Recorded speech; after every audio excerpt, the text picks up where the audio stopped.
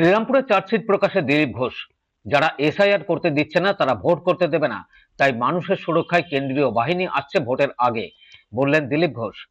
এদিন শ্রীরামপুর সাংগঠনিক জেলা অফিসে চার্জশিট জমা এদিন শ্রীরামপুর সাংগঠনিক জেলা অফিসে চার্জশিট কর্মসূচিতে আসেন বিজেপির প্রাক্তন সভাপতি।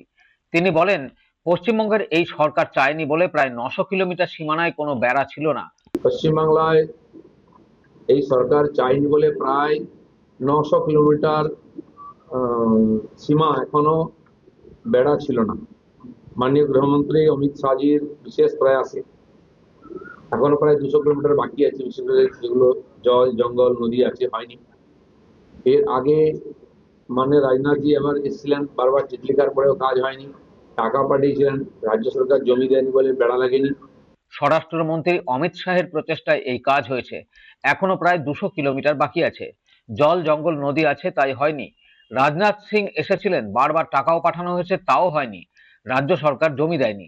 মুখ্যমন্ত্রী বললেন, আমরা জমি দিতে পারবো না, আপনারা কিনে নিন। যেখানে বেড়া নেই সেখানে অবৈধ কাজ চলে।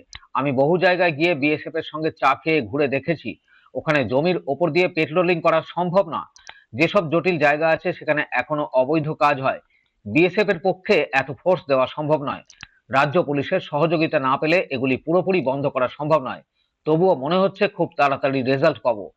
যুবসাথী কেবল রাজনৈতিক প্রচারের জন্য গরমে রোদ্দুরের মধ্যে লাইন দিয়ে দাঁড়িয়ে রয়েছেন। ভাতা কবে পাবেন কেউ জানে না। এ ধরনের অমানবিক কাজ কেবলমাত্র ভোটের স্বার্থে মানুষকে লাইনে দাঁড় করানো, ভিখারি বানানো। তৃণমূল নির্বাচনের আগে এই ধরনের গিমিক দিয়ে থাকে। এদিন তিনি আরো বলেন, বাংলার মানুষ জিজ্ঞেস করেন কি দাদা ভোট দিতে পারবো তো, গণনা ঠিক করে হবে তো, বুথে কি সেন্ট্রাল ফোর্স থাকবে? কারণ এখানকার পুলিশ প্রশাসনের উপরে কারো বিশ্বাস নেই, কারণ তারাই রিগিং করে।